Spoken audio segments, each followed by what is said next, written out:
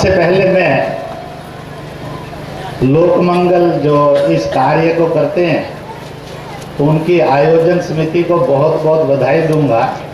वह ईश्वरीय कार्य कर रहे हैं। कहते हैं कि विवाह भगवान के घर में पक्के होते हैं और धरती पर वो दिखाई दिए जाते हैं। ऐसे अपनी माँ को मत मारिए। अगर माँ को मार देंगे तो मैं और आप पैदा नहीं हो सकते।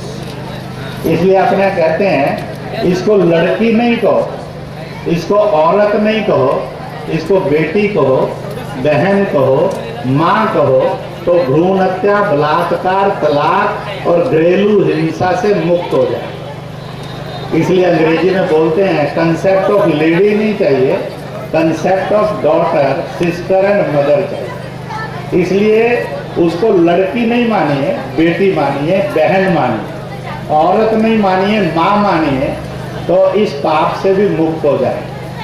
इसलिए आज के शुभ अवसर पर मैं भगवान से प्रार्थना करूंगा आप सब मुस्कुराते हुए एक खूबसूरत जिंदगी जिएं और आप हमेशा मुस्कुराते हुए जिएं। इन्हीं शब्दों के साथ लोकमंगल के लोगों को बहुत बहुत बधाई। आप सबको भी भगवान का बहुत बहुत आशीर्वाद। फले फूले मुस्कुराए और आपकी जिंदगी जितनी खूबसूरत आज दिख रही है बाद में इससे भी ज्यादा खूबसूरत बने और मुस्कुराहटों वाली बने। आपल्या इथं उपस्थित असलेल्या प्रमुख पाहुण्या डॉक्टर सुधा कांक्रिया यांचा सत्कार माननीय बापू सरांनी करावा अशी मी त्यांना विनंती करते। त्या एक सामाजिक कार्यकर्त्या डॉक्टर, त्याचप्रमाणे अहमदनगरमध्ये त्यांनी अनेक कार्य केलेली आहेत। नमस्कार। व्यासपीठावर विराजमान असलेले लोकमंगल परिवाराचे सर्वे सर्वा नूतन आमदार आदरणीय सुभाष बापू देशमुख साहेब, लोकमतचे आदरणीय संपादक माने सर, जोशी सर आणि माझ्या समोर डोळ्यामध्ये एक स्वप्न घेऊन आणि आशेचा किरण घेऊन आपण सगळेजण उपस्थित आहात आणि आपले सर्व नातेवाईक, या सर्वांच्या मनामध्ये असणारी जी सद्भावना आहे, जो सच्चेपणा आहे, जी देशभक्ती आहे, त्याला मी सलाम करते, नमस्कार करते, वंदन करते। आदरणीय बापूंची आणि माझी भेट 2007 साली झाली। सांगायचं तात्पर्य पुढे मी तपशीलवार सांगणारच आहे। अहमदनगर जिल्ह्यातलं एक गाव मी दत्तक घेतलं, ते हागणदारी मुक्त केलं, निर्मल ग्राम केलं आणि आदरणीय राष्ट्रपती अब्दुल कलाम यांच्या वतीने निर्मल ग्राम पुरस्कार मिळाला। तो दिवस होता 4 मे 2007 आणि त्यानंतर परत नवीन राष्ट्रपतींची भेट झाली, आदरणीय महामहिम प्रतिभाताई पाटील, आणि तो होता ऑगस्ट 2007। आणि त्यावेळेस जेव्हा स्त्री जन्माचे स्वागत करा, बेटी बचाव या चळवळीमध्ये काम करत असताना दिल्लीला जाणं झालं आणि त्यावेळेस बापूंची आणि माझी भेट झाली। त्यावेळेस विचारांची देवाणघेवाण झाली की सामाजिक दृष्टिकोन कसा असला पाहिजे। एक राजकारणी म्हणून कधीच मला बापू वाटले नाहीत किंवा तशा दृष्टीने कधी मला भेटले नाहीत, पण समाज मन जाणून घेणं आणि समाजामधलं दुःख कमी करणं हा त्यांचा जो काही स्वभाव गुणधर्म आहे, त्यामुळे लोकमंगल परिवाराचा इतका विस्तार झालेला आपण पाहतो। तेव्हा ते खासदार होते, आज ते आमदार आहेत आणि सगळ्यांच्या हृदयामध्ये त्यांचं स्थान आढळ आहे। तर त्यांना नूतन आमदार म्हणून आपण जोरात टाळ्यांनी त्यांचं अभिनंदन करूयात, स्वागत करूयात। लोकमंगल परिवाराच्या सामुदायिक विवाह सोहळ्यामध्ये 2007 पासून मी सहभागी झाले। 2005 ला माझ्या मनामध्ये विचार असा आला होता की हा वाढती जी स्त्री भ्रूण हत्या आहे ती जर आपल्याला थांबवायची असेल तर माणसाच्या जगण्याचा दृष्टिकोन बदलणं आवश्यक आहे आणि तो दृष्टिकोन हा विवाह सोहळ्यामध्ये आपण बदलू शकतो हा विचार माझ्या मनात आला आणि 2005 पासून वधूवर परिचय मेळाव्यामध्ये मी सहभागी होऊ लागले आणि हा विचार मांडू लागले. त्यानंतर 2006 ला अहमदनगर जिल्ह्यातील मांडवगाव इथे सामुदायिक विवाह सोहळ्यामध्ये पहिला 8वा फेरा घेतला गेला. हिरडगाव श्रीगोंदा अहमदनगर जिल्ह्यामध्ये दुसऱ्यांदा 185 जोडप्यांनी 8वा फेरा घेतला आणि त्यानंतर लगेचच लोकमंगलच्या मंडपामध्ये जो 8वा फेरा सुरू झाला तो आज मला वाटतं जवळपास 2000 जोडपे आता 8वा फेरा घेऊ लागलेले आहेत.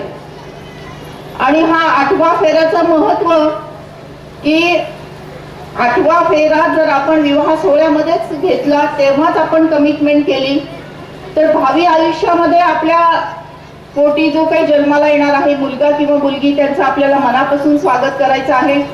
आज जी वाढती स्त्री भ्रूण हत्या आपण पाहतोय की अत्यंत खेदाने मला आपल्या समोर मांडावं लागतंय की मागच्या 30 वर्षामध्ये 1.5 कोटी चिमुकल्या या गर्भ अवस्थेत मारल्या गेलेल्या आहेत. मागच्या केवळ 30 वर्षामध्ये 1.5 कोटी चिमुकल्या या गर्भ अवस्थेत मारल्या गेलेल्या आहेत की ज्या कोमल आहेत नाजूक आहेत त्यांचा काही दोष नाही ज्या विरागस आहेत निष्पाप आहेत अशा चिमुकल्यांना मारून टाकण्याचं महापाप भारतासारख्या सुसंस्कृत अशा देशामध्ये घडताना आपण पाहतोय. तर ही जी चिमुकली आहे जी आईच्या पोटात आहे जी आईच्या उदरात आहे ती आपल्या आईला म्हणतीये की आई तुझं बाबांचं आजींचं आजोबांचं बोलणं काल रात्री ऐकलं मी आई. तुम्ही सगळ्यांनी मिळून ठरवले ना की उद्या मला डॉक्टर काकांकडे घेऊन जायचंय. नको बाई नको असं करू नको ग मला डॉक्टर काकांकडे घेऊन जाऊ नको ग मला डॉक्टर काकांची खूप खूप भीती वाटते गाई. ते डॉक्टर काका मोठं मोठं शस्त्र घेतील ग माझ्या डोक्याच्या चिंध्या करून टाकतील ग एवढेशे नाजूकशे कोमलशे माझे हात पाय आई चिरडून टाकतील ग आणि रक्तबंबाळ झालेला माझा हा देह आई उघड्यावर फेकून देतील कुत्रे झडप घालतील तोंडात पकडतील गल्लीवर फिरवतील ग आई. माझ्या शरीरातलं जे ठिपकणारं रक्त आहे ते तू पाहू शकशील का आई. माझ्या शरीराची झालेली विटंबना आई तुला सहन होईल का. नाही आई नाही तू हे सहन करू शकणार नाही ग तू हे पाहू शकणार नाही ग आई. असं करू नको ग मला मारू नको ग मी कुठलाही हट्ट करणार नाही ग. मला लाडू नको पेढे नको करंजी नको पुरणपोळी नको काही देऊ नकोस ग. कालची उरलेली शिळी असलेली भाकरी जरी दिली तरी चालेल ग आई. पण आई मला जन्म घेऊ दे ग. नको आई नको नवीन कपडे नको ग मला ताईचे जुने कपडे सुद्धा मला चालतील ग. पण आई मला या पृथ्वीवर येऊ दे ग. मला तुझ्या मांडीवर खेळायचंय आजी आजोबांच्या गोष्टी ऐकायचे तुझं बोट पकडायचे बाबांचं बोट पकडायचे शाळेत जायचंय खूप खूप शिकायचंय ग आई मला. आई तुला असं वाटत नाही का ग की सावित्रीबाई फुलेंचा अंश माझ्यामध्ये असेल. आई तुला असं वाटत नाही का ग की मातृशक्तीचा आविष्कार करणारे जिजामाता माझ्या रूपाने येतील. आई तुला असं वाटत नाही का ग की झाशीच्या राणीची क्रांती करण्याची उमेद माझ्यामध्ये असेल. आई मला हे सगळं करायचंय ग पण कधी तू मला जन्म दिला तरच ना. वेळ नाही गेली अजून हाक देते मी तुला. वेळ नाही गेली अजून हाक देते मी तुला. खुडू नको कळी आई खुडू नको कळी आई. देश घडवायचाय मला देश घडवायचाय मला. आज मुलगी जन्माला आली नाही तर उद्याची आई निर्माण होईल का. उद्याची आई जर निर्माण झाली नाही तर मुलाचा किंवा मुलीचा जन्म होईल का. मुलाचा किंवा मुलीचा जन्म झाला नाही तर माणूस निर्माण होईल का. जिथे आई आहे तिथेच प्रेम आहे माया आहे ममता आहे आपुलकी आहे जिव्हाळा आहे वात्सल्य आहे आई पहिली गुरु आहे, आई पहिली पाठशाळा आहे. एवढंच कशाला, वात्सल्य नावाच्या जागतिक विद्यापीठाची कुलगुरू कोण आहे, तर ती आई आहे. मग उद्याच्या येणाऱ्या आईला आपल्याला वाचवायला हवं आणि यासाठी हा 8वा फेरा आहे. विवाह सोहळ्यामध्ये आपण 7 फेरे घेतो. काय असतात ते 7 फेरे, तर पती आणि पत्नीने एकमेकांना दिलेली ती वचनं असतात, ती सहजीवनाची वचनं असतात, एकमेकांच्या सुखदुःखात सहभागी होण्याची वचनं असतात, आपल्या दोघांचा सहजीवन, आपल्या कुटुंबाचं सहजीवन, आपला समाजाचा असलेला सहभाग, या सगळ्यांची कमिटमेंट, या सगळ्यांचं वचन हे एकमेकांना दिलं जातं या 7 वचनाच्या माध्यमातून, 7 फेरेच्या माध्यमातून. आणि त्यासोबतच आपल्याला आणखीन एक वचन द्यायचं आहे, आणखीन एक कमिटमेंट द्यायची आहे की आपल्या कुटुंबामध्ये भावी आयुष्यामध्ये जर मुलीचा जन्म झाला तर त्या मुलीचं आम्ही मनापासून स्वागत करू, तिचं पालन पोषण करू, तिला शिक्षण देऊ, अशा प्रकारचं वचन म्हणजे हा 8वा फेरा आहे. त्याचा मंत्र तुम्ही इथे पाहत आहात आणि आपल्या निमंत्रण पत्रिकेमध्ये मंत्र छापलेला आहे की लेका एवढीच लेक ही भारी, लेका एवढीच लेक ही भारी, हाच संदेश घरोघरी, लेका एवढीच लेक ही भारी, हाच संदेश घरोघरी, 8वा फेरा घेऊया, स्त्री जन्माचे स्वागत करूया. म्हणजे जेवढा मुलगा भारी आहे तेवढीच मुलगी पण भारी आहे आणि जेवढी मुलगी भारी आहे तेवढाच मुलगा पण भारी आहे. तर दोघंही समसमान आहेत म्हणून दोघांचाही समतेचा जो काही गुण आहे तो आपण जपला पाहिजे. हा 8वा फेरा, 7 फेऱ्यानंतर आपल्याला तो घ्यायचा आहे.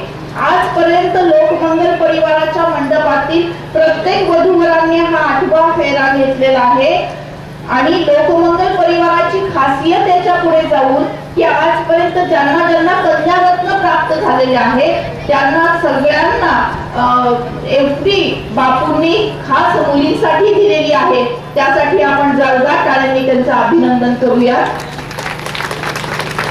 आज विशेष करून मला इथे खास नोंद करायची आहे की परवा गुगलवर सर्च करत असताना मला एक बातमी सापडली.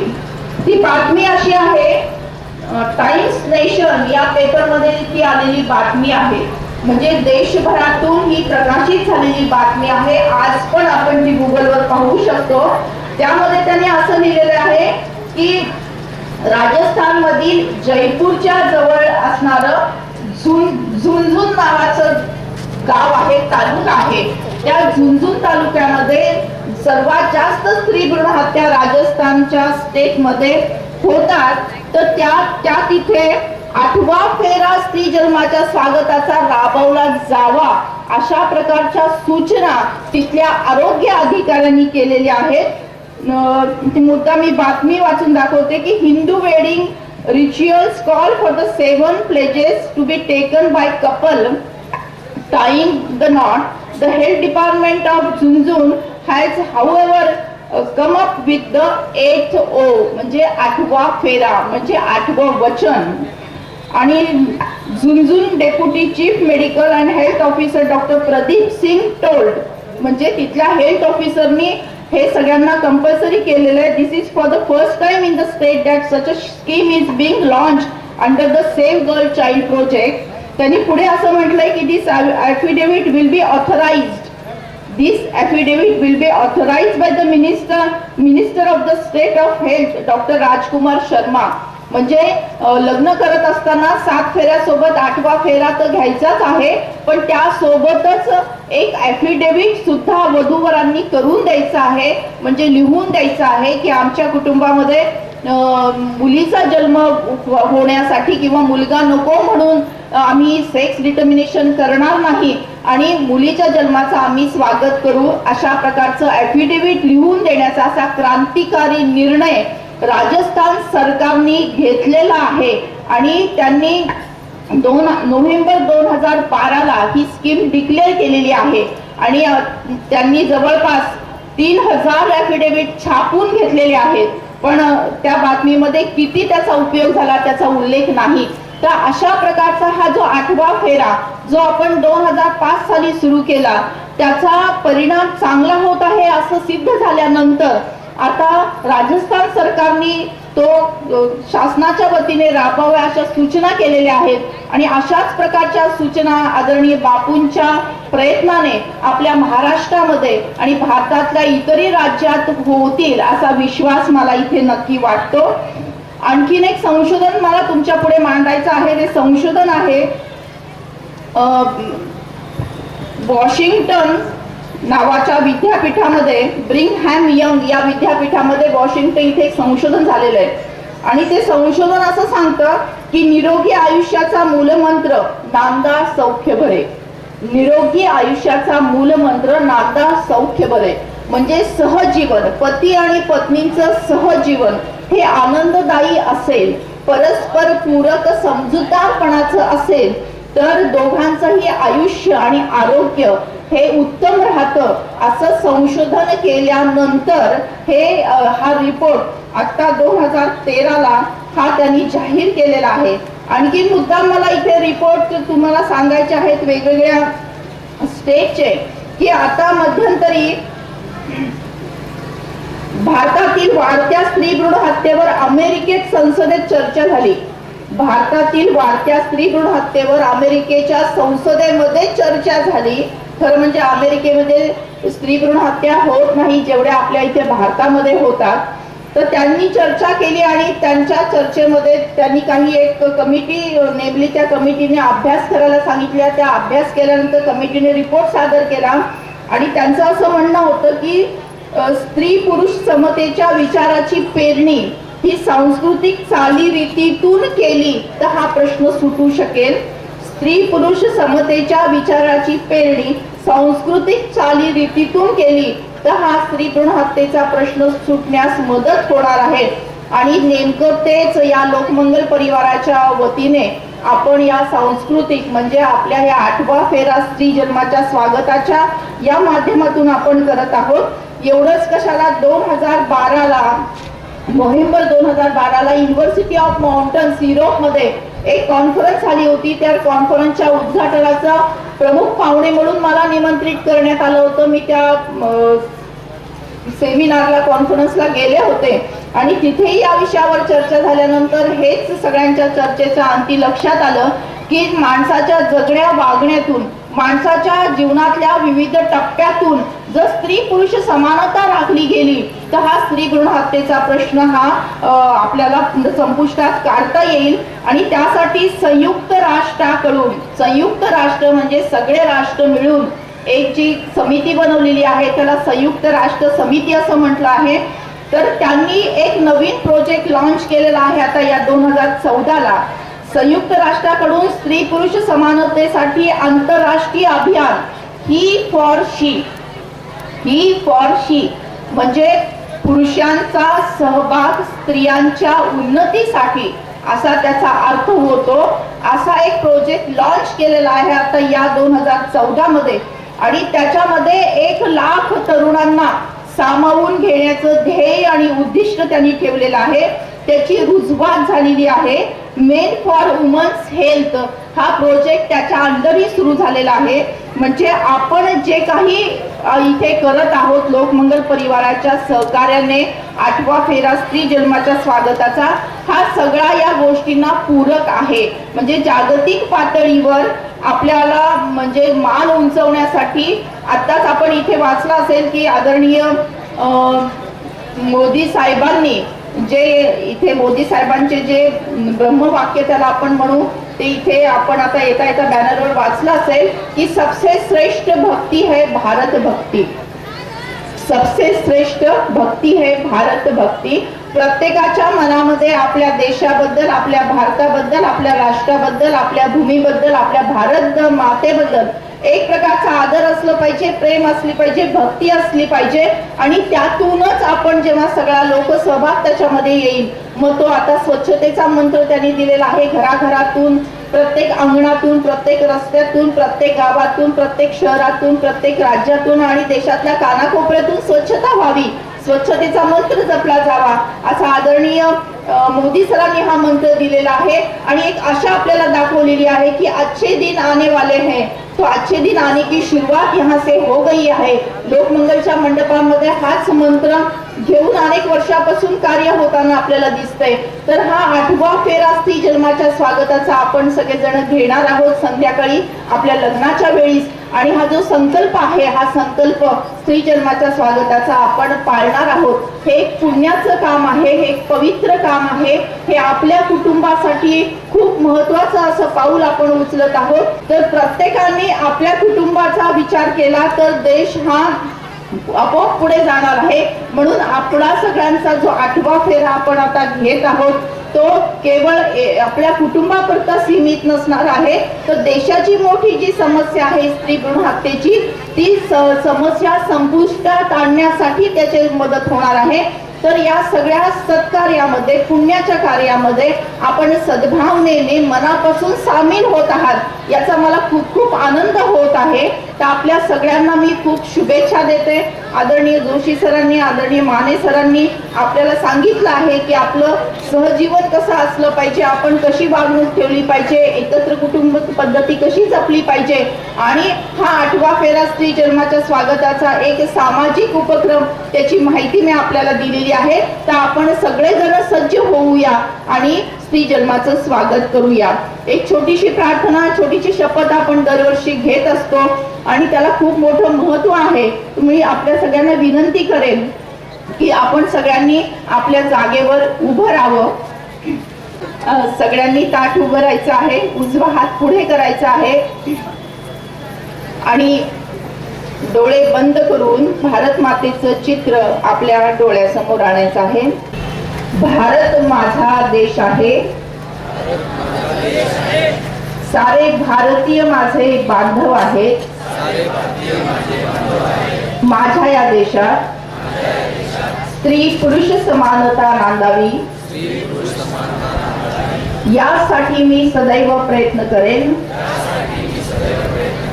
स्त्री एक महान शक्ती आहे, ती अनंत काळची माता आहे. मुलगा वंशाचा दिवा असेल तर मुलगी वंशाची पणती आहे.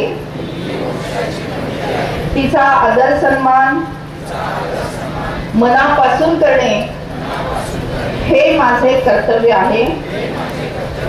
मी हुंडा घेणार नाही, मी हुंडा देणार नाही, मी स्त्री भ्रूण हत्या करणार नाही, करू देणार नाही.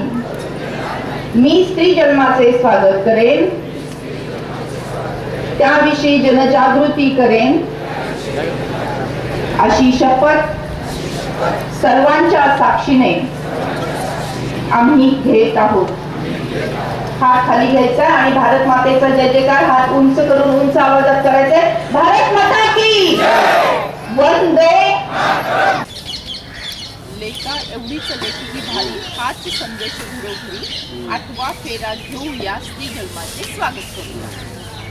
अशा प्रकारचा हा 8वा फेरा प्रत्येकांना घेण्याच्या दृष्टीने तुम्ही थांबवणार आहे. मी आमच्याकडे एक देतो तुम्ही म्हणून येतील तुमच्याकडून. बरोबर. अजून इथे जरी आपण आता पूजा करतो वरती, बरं का, वरती पूजा केल्यानंतर सगळ्याला संकल्पामध्ये हेच सांगायचं पहिल्यांदा, मग पुढे आपली अक्षता. बरोबर.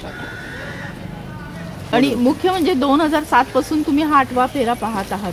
जवळपास 2000 जोडप्यांनी हा 8वा फेरा घेतलाय आणि आजपर्यंतचा इतिहास तुम्ही सांगताय की कोणाच्याकडे काही कंप्लेंट नाही, काही नाही, सगळं आणि आनंदाने सगळे सुखी संसार करतात. मुलींचा जन्माचाही त्यांनी स्वागत केलेलं आहे. म्हणजे 8वा फेरा हा फार चांगला परिणामकारक आहे की ज्याला स्त्री भ्रूण हत्या आपण रोखू शकतो, थांबवू शकतो. आणि त्यामुळे आपल्यासारख्या देव माणसांचा आशीर्वाद अशा सगळ्या पुण्यकर्माला असल्यामुळे त्याला नक्की यश मिळतं.